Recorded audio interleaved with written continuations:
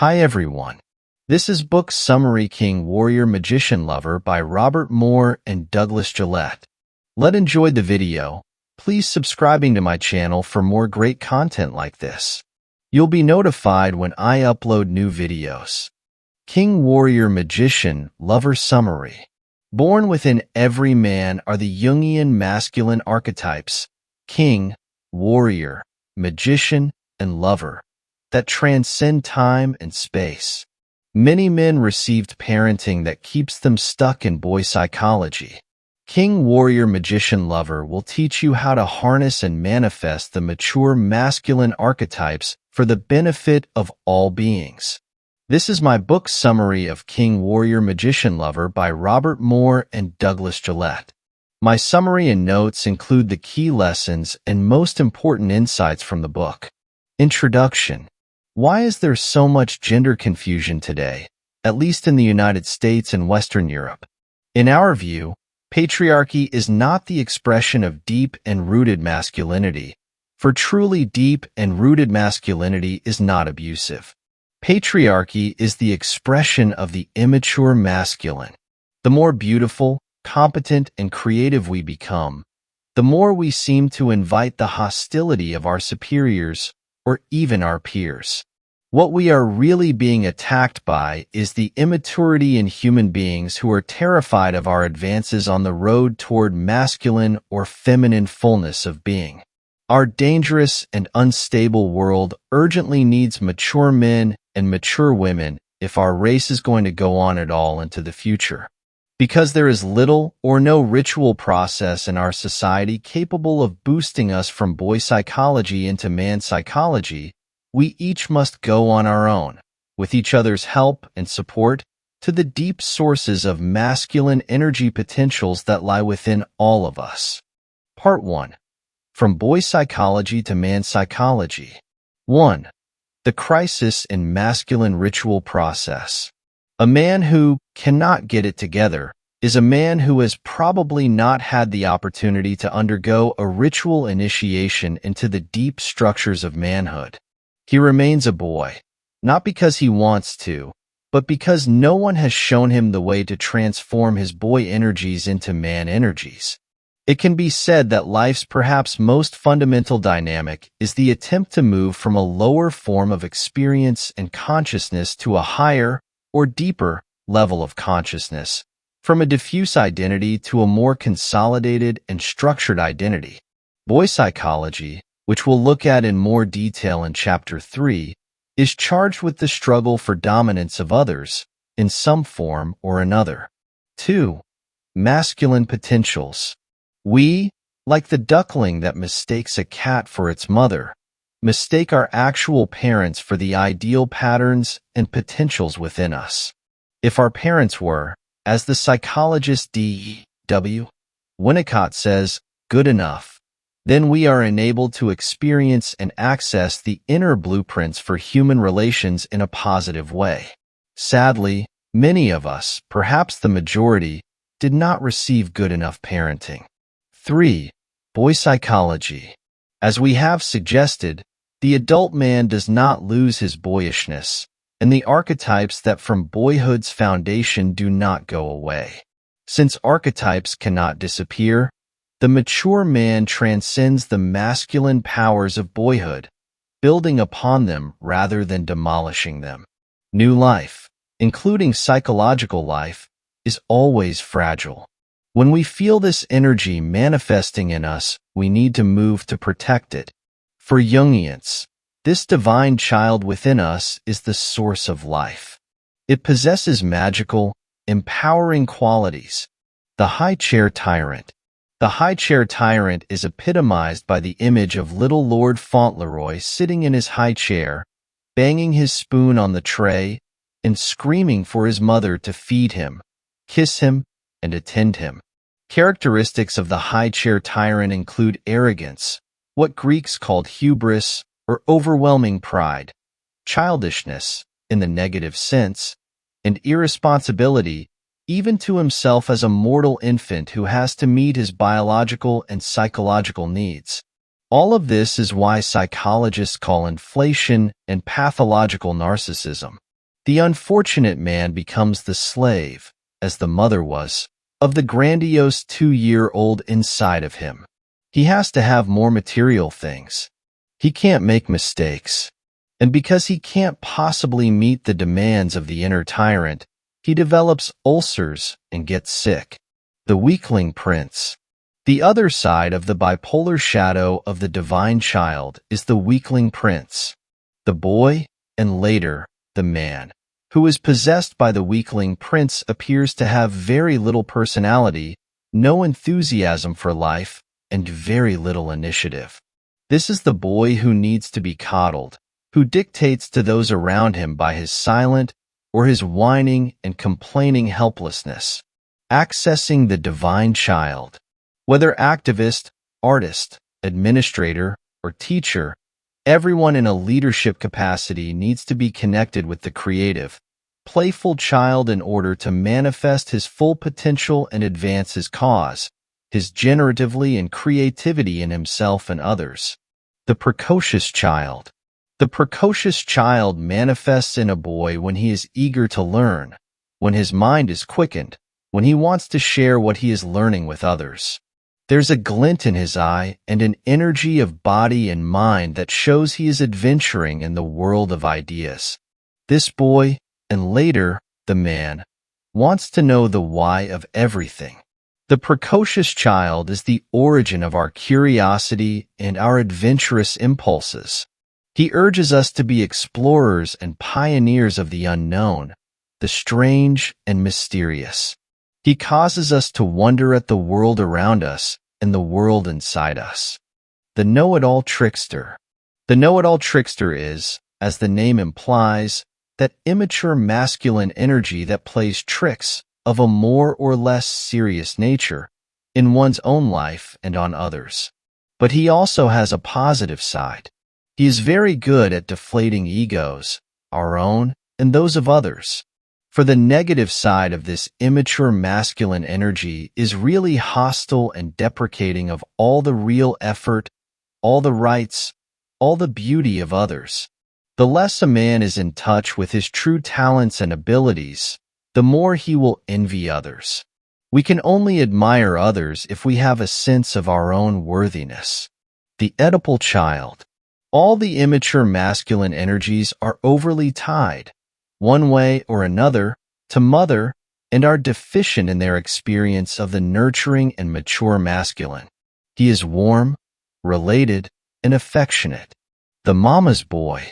The Oedipal child's shadow consists of the mama's boy and the dreamer. He can never be satisfied with a woman because what he is seeking is the immortal goddess. The dreamer. For the boy who is under the spell of the dreamer, relationships are with intangible things and with the world of the imagination within him. The hero. The hero is, in fact, only an advanced form of boy psychology, the most advanced form, the peak, actually, of the masculine energy is of the boy, the archetype that characterizes the best in the adolescent stage of development. The grandstander bully. The man who is possessed by the grandstander bully pole of the hero's shadow has an inflated sense of his own importance and his own abilities. Denial of death, the ultimate limitation on human life, is his specialty. The coward. The boy possessed by the coward, the other pole of the hero's bipolar shadow, shows an extreme reluctance to stand up for himself in physical confrontations. He will tend to allow himself to be bullied emotionally and intellectually as well. What the hero does is mobilize the boy's delicate ego structures to enable him to break with the mother at the end of boyhood and face the difficult tasks that life is beginning to assign him. 4. Mannpsychologie. It is enormously difficult for a human being to develop to full potential. The 4 major forms of the matured masculine energy is that we have identified are the king, the warrior, the magician, and the lover. They all overlap and, ideally, enrich one another. The hero prepares the boy to become a man. Hostile environments always lead to the stunting, twisting, and mutating of an organism. Part 2. Decoding the Male Psyche, the 4 Archetypes of the Mature Masculine. 5. The King. The moral king's first responsibility is to live according to Ma'at, or Dharma, or the Tao. If he does, the mythology goes, everything in the kingdom, that is, the creation, the world, will also go according to the right order. The kingdom will flourish. As the king does not live in the Tao, then nothing will go right for his people, or for the kingdom as a whole. The room will languish, the center, which the king represents, will not hold, and the kingdom will be ripe for rebellion. The good king always mirrored and affirmed others who deserved. He did this by seeing them, in a literal sense, in his audiences at the palace, and in the psychological sense of noticing them, knowing them in their true worth. Young men today are starving for blessing from older men, starving for blessing from the king energy. This is why they cannot, as we say, get it together. They shouldn't have to. They need to be blessed. They need to be seen by the king, because if they are, something inside will come together. That is the effect of blessing. It heals and makes whole. That's what happens when we are seen and valued and concretely rewarded for our legitimate talents and abilities. The king archetype in its fullness possesses the qualities of order, of reasonable and rational patterning, of integration and integrity in the masculine psyche. It stabilizes chaotic emotion and out-of-control behaviors. It gives stability and centeredness. It brings calm, and in its fertilizing and centeredness, it mediates vitality, life force, and joy. It brings maintenance and balance.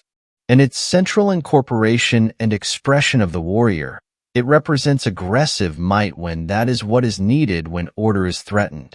It also has the power of inner authority.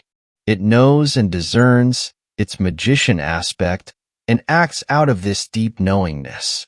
It delights in us and in others, its lover aspect, and shows this delight through words of authentic praise and concrete actions that enhance our lives. The Shadow King, the tyrant and the weakling. The tyrant hates, fears, and envies new life, because that new life, he senses, is a threat to his slim grasp of his own kingship. Human tyrants are those in kingly positions, whether in the home, the office, the White House, or the Kremlin, who are identified with the king energy and fail to realize that they are not it. It is the Shadow King as tyrant and the father who makes war on his sons and his daughters, joy and strength, their abilities and vitality. He fears their freshness, their newness of being, and the life force surging through them, and he seeks to kill it. He does this with open verbal assaults and deprecation of their interests, hopes, and talents, or he does it, alternately, by ignoring their accomplishments, turning his back on their disappointments, and registering boredom and lack of interest, when, for instance, they come home from school and present him with a piece of artwork or a good grade on a test. The man possessed of the tyrant is very sensitive to criticism and, through putting on a threatening front, will at the slightest remark feel weak and deflated. He won't show you this, however. What you will see, unless you know what to look for, is rage. But under the rage is a sense of worthlessness, of vulnerability and weakness, for behind the tyrant lies the other pole of the king's bipolar shadow system, the weakling. If he can't be identified with the king energy, he feels he is nothing. The man possessed by the weakling lacks centeredness, calmness, and security within himself, and this also leads him into paranoia. Accessing the king. The other problem in accessing this energy, we're suggesting, arises when we feel what we have lost effective touch with the life-giving king altogether.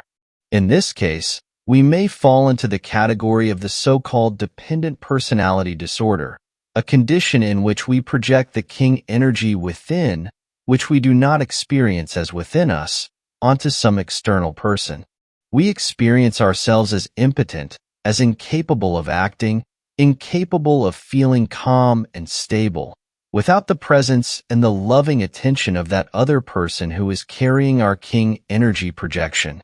This happens in family systems when husbands become too attentive to their wives' moods and fear to take initiative because of the attacking anger their actions may bring. It happens, too, with children when their parents do not allow them to develop sufficient independence of will and taste and purpose, and the children remain under their wing. But when we are accessing the king energy, we will feel our anxiety level drop. We will feel centered and calm, and hear ourselves speak from an inner authority.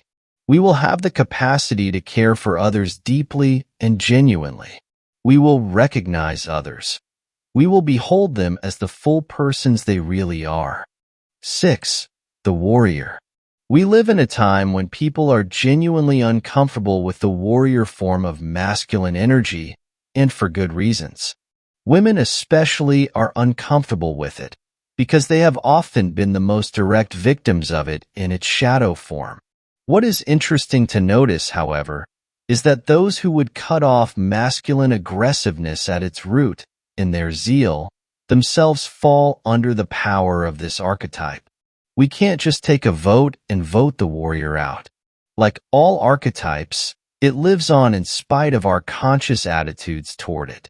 And like all repressed archetypes, it goes underground, eventually to resurface in the form of emotional and physical violence. We see great warrior traditions in nearly every civilization. It is also true that this warrior energy often goes awry. The warrior in his fullness. The characteristics of the warrior in his fullness amount to a total way of life, what the samurai called a do, pronounced do. The warrior is always alert. He is always awake. He is never sleeping through life. He knows how to focus his mind and his body. He is what the samurai called mindful. Here is a difference between the warrior and the hero. The man or boy accessing the hero, as we've said, does not know his limitations. He is romantic about his invulnerability. The warrior, however, through his clarity of thinking, realistically assesses his capacities and his limitations in any given situation. What enables a warrior to reach clarity of thought is living with awareness of his own imminent death, rather than depressing him. This awareness leads him to an outpouring of life force and to an intense experience of his life that is unknown to others. Every act counts. Each deed is done as if it were the last. The samurai swordsmen were taught to live their lives as if they were already dead. Castaneda's Don Juan taught that there is no time for anything but meaningful acts if we live with death as our eternal companion.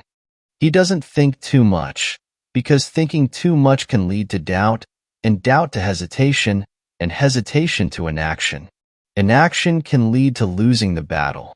The warrior energy is concerned with skill, power, and accuracy, and with control, both inner and outer, psychological and physical.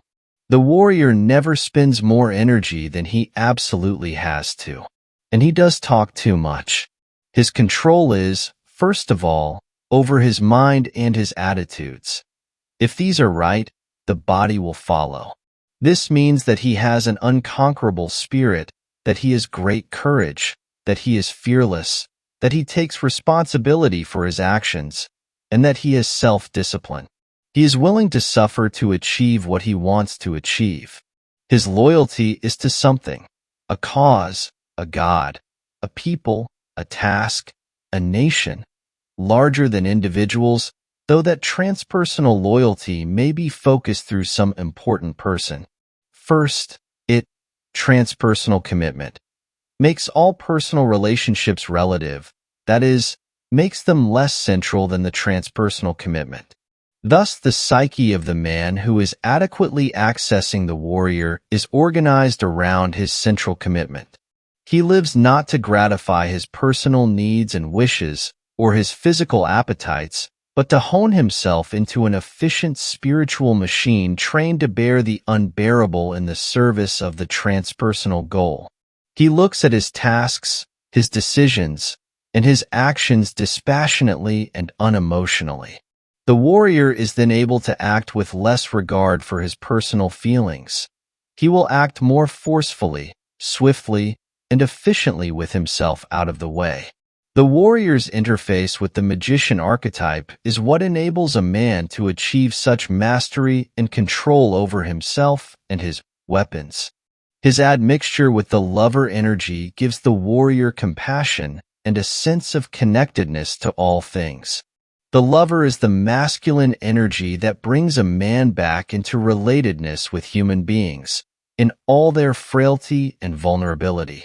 Their wives and girlfriends often feel alienated and rejected, competing hopelessly with the man's true love, his work.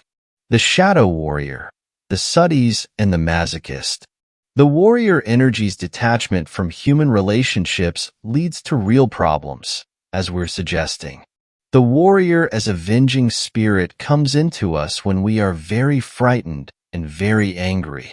Along with this passion for destruction and cruelty goes a hatred of the weak, of the helpless and vulnerable, really the sadist's own hidden masochist. The shadow warrior carries into adulthood the adolescent insecurity, violent emotionalism, and the desperation of the hero as he seeks to make a stand against the overwhelming power of the feminine, which always tends to evoke the masochistic or cowardly pole of the hero's dysfunctional shadow. Compulsive personalities are workaholics. But what is driving their non-stop engines is deep anxiety, the hero's desperation. They have a very slim grasp on their own worthiness. All of us, no matter what our walk of life, can fall under the power of the warrior's bipolar shadow in any hour of our lives.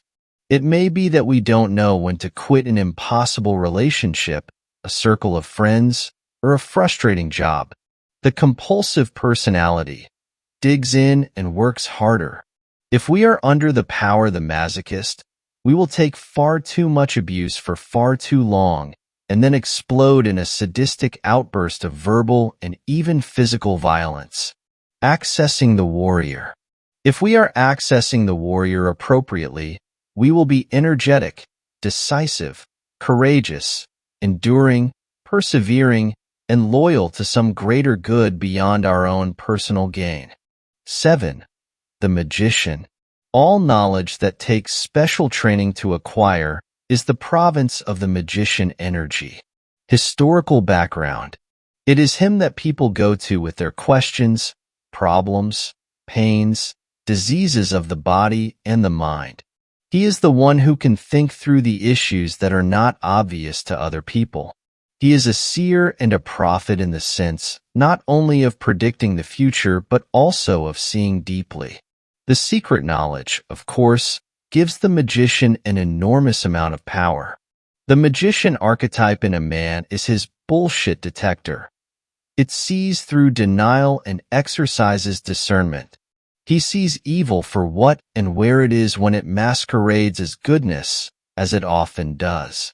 They taught their initiates how to discover their own unconscious motives and drives, how to thread their way through the treacherous darkness of human delusions, and how, finally, to reach ones with the center that lies deep within.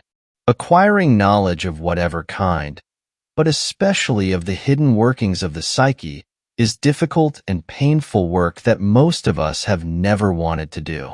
And chaos is always the result of inadequate accessing of the magician in some vital area of life. The magician in his fullness. The magician energy is the archetype of awareness and of insight, primarily, but also of knowledge of anything that is not immediately apparent or commonsensical. The ego is in fact vital to our survival. It is only when it is possessed by, identified with, and inflated by another energy form, an archetype or a complex, an archetypal fragment, like the tyrant, that it malfunctions. Its proper role is to stand back and observe, to scan the horizon, to monitor the data coming in from both the outside and the inside, and then, out of its wisdom, its knowledge of power, within and without, and its technical skill in channeling, make the necessary life decisions. The observing ego is detached from the ordinary flow of daily events, feelings, and experiences. In a sense, it doesn't live life. It watches life, and it pushes the right buttons at the right times to access energy flows when they are needed. The magician energy is present in the warrior archetype in the form of his clarity of thinking. The magician alone does not have the capacity to act. That is the warrior's specialty. That primordial magician in men has manifested itself most fully in what anthropologists refer to as the shaman. The magician, and the shaman as his fullest human vessel, aims at fullness of being for all things, through the compassionate application of knowledge and technology. The shadow magician, the manipulator, and the denying innocent one. It was the shadow magician that handed us the darkest days of World War II. Mastery over nature, a proper function of the magician, is running amok behind the propaganda ministries, the controlled press briefings, the censored news, and the artificially orchestrated political rallies lies the face of the magician as manipulator.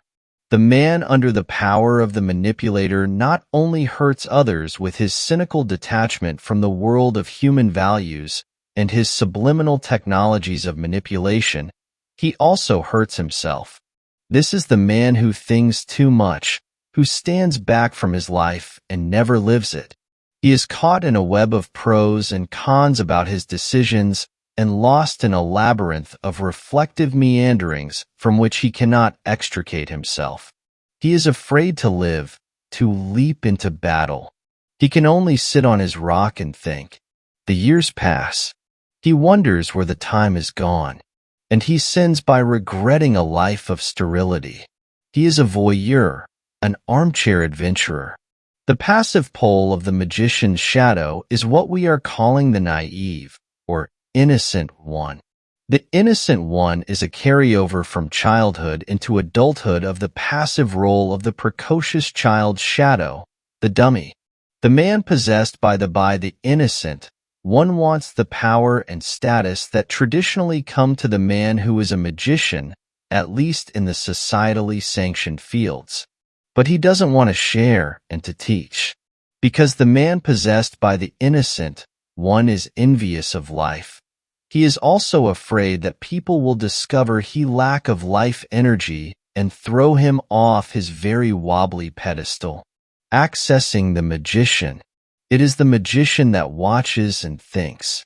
It is the magician that enables the ego to place the feelings in an orderly stack.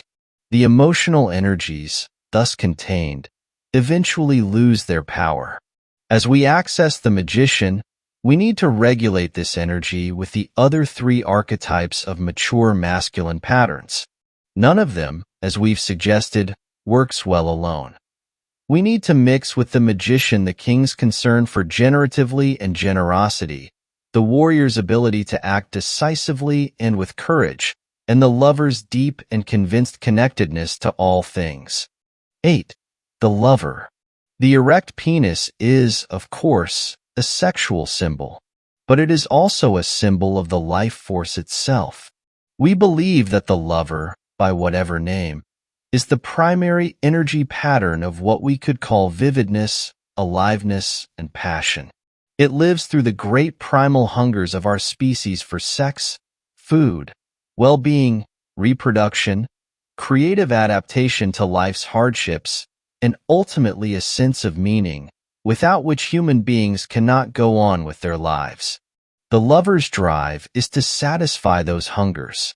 The function of the psyche that is trained in on all details of the sensory experience, the function that notices colors and forms, sounds, tactile sensations, and smells.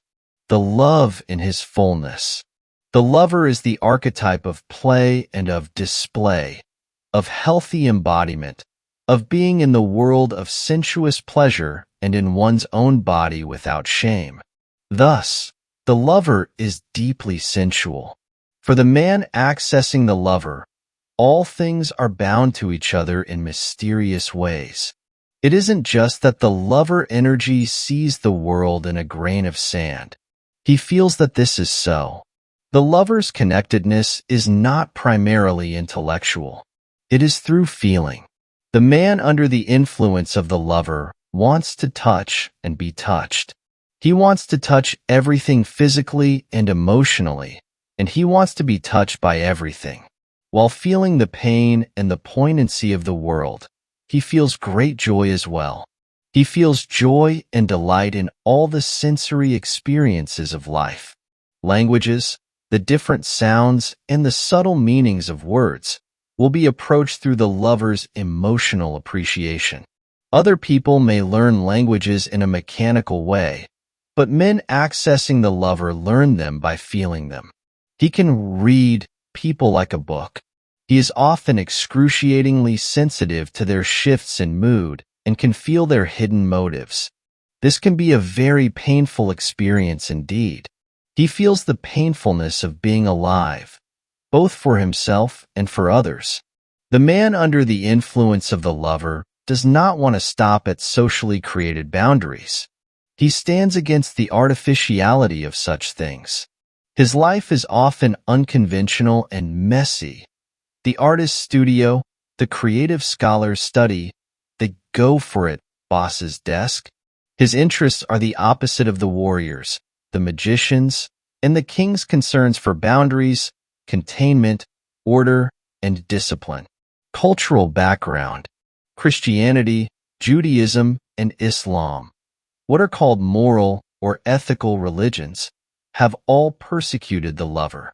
At the same time that Hinduism celebrates the oneness of all things in Brahman and the human oneness with God in Atman, it also rejoices in the world of forms and delights in the realm of the senses. Artists' personal lives are typically, perhaps stereotypically, stormy, messy, and labyrinth, full of ups and downs, failed marriages, and often substance abuse. They live very close to the fiery power of the creative unconscious. The businessman who has hunches is also accessing the lover.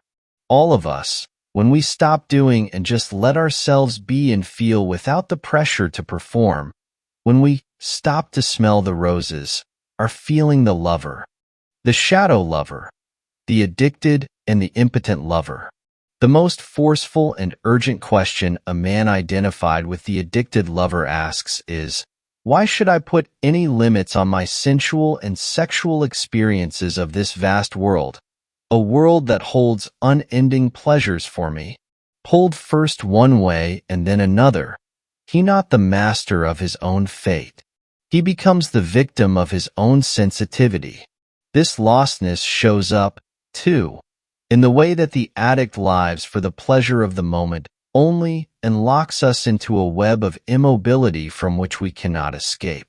And it's what the Hindus talk about as Maya, the dance of illusion, the intoxicating, addictive dance of sensuous things that enchants and enthralls the mind, catching us up in cycles of pleasure and pain. Whenever we feel ourselves caught in an addictive relationship, we had better beware, because the chances are very good that we have become victims of the shadow lover. In his lostness, within and without, the victim of the active pole of the shadow lover is eternally restless. This is the man who is always searching for something. He doesn't know what it is he's looking for, but he's the cowboy at the end of the movie riding off alone into the sunset seeking some other excitement, some other adventure, unable to settle down. Monogamy, though not in a simple way, can be seen as the product of a man's own deep-rootedness and centeredness. He is bounded, not by external rules but by his own inner structures, his own sense of his masculine well-being and calm, and his own inner joy. But the man moving from one woman to another, compulsively searching for he knows not what, is a man whose inner structures have not yet solidified. Because he himself is fragmented within, and not centered. He is pushed and pulled around by the illusory wholeness he thinks is out there in the world of feminine forms and sexual experiences. What the addict is seeking, though he does know it, is the ultimate and continuous orgasm, the ultimate and continuous high. He ends by looking for his spirituality in a line of cocaine. For the man possessed by the addict, there are no boundaries. A man possessed by the addicted lover is really a man possessed by unconscious, his own and the collective unconscious. But boundaries, constructed with heroic effort, are what a man possessed by the addict needs most. He doesn't need more oneness with all things. He's already got too much of that. What he needs is distance and detachment. He must learn that his lack of masculine structure, his lack of discipline, his resulting affairs, and his authority problems will inevitably get him into trouble. He will be fired from his jobs, and his wife, who loves him dearly, will eventually leave him. What happens if we feel that we are out of touch with the lover in his fullness? We are then possessed by the impotent lover. We will experience our lives in an unfeeling way. We will feel the sterility and flatness. We will describe symptoms that psychologists call flattened affect, lack of enthusiasm, lack of vividness, lack of aliveness. We will feel bored and listless. In short, we will become depressed. People who are habitually possessed by the impotent lover are chronically depressed. They feel a lack of connection with others, and they feel cut off from themselves. We see this in therapy often. But if we ask that client what he is feeling, he will have absolutely no idea. But it isn't just the lack of vision that signifies the oppressive power of the impotent lover in a man's life. It is also the absence of an erect and eager penis. Accessing the lover. If we are appropriately accessing the lover, but keeping our ego structure strong, we feel related, connected, alive, enthusiastic, compassionate, empathic, energized, and romantic about our lives, our goals, our work, and our achievements. It is the lover, properly accessed, that gives us a sense of meaning, what we have been calling spirituality. It is the lover who is the source of our longings for a better world for ourselves and others. He it is who is the idealist and the dreamer. They, kind, warrior, and magician, need the lover to energize them, to humanize them, and to give them their ultimate purpose, love. They need the lover to keep them from becoming sadistic. The lover needs the warrior in order to be able to act decisively, in order to detach, with the clean cut of the sword, from the web of a mobilizing sensuality. And the lover needs the magician to help him back off from the ensnaring effect of his emotions in order to reflect, to get a more objective perspective on things, to disconnect, enough at least to see the big picture and to experience the reality beneath the seeming. Conclusion: accessing the archetypal powers of the mature masculine. Let us nurture and welcome great individuals, individual men who will, with the benevolence of ancient kings, the courage and decisiveness of ancient warriors, the wisdom of magicians, and the passion of lovers, move energetically to take up the challenge of saving a world that has been cast down before us. Our effectiveness in meeting these challenges is directly related to how we as individual men meet the challenges of our own immaturity. How well we transform ourselves from men living our lives under the power of boy psychology to real men guided by the archetypes of man psychology will have a decisive effect on the outcome of our present world situation. Technique.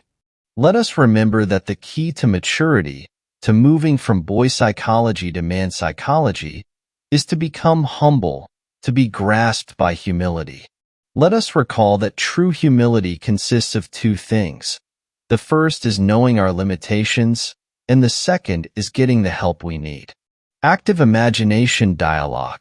2,000 years ago, Paul, in great frustration, asked himself the question, why do I do the things I don't want to do? And the very things I want to do, I can't? Admiring men. Mature men need to admire other men, living and dead. We need especially to have contact with older men whom we can look up to. A final word. There has been a veritable blitzkrieg on the male gender, what amounts to an outright demonization of men and a slander against masculinity. But women are no more inherently responsible or mature than men. Men should never feel apologetic about their gender as gender. They should be concerned with the maturation and stewardship of that gender and of the larger world. The enemy for both sexes is not the other sex, but the infantile grandiosity of the splitting of the self that results from it. The end. Thank you for watching. Please subscribe, like and share. See you in next videos.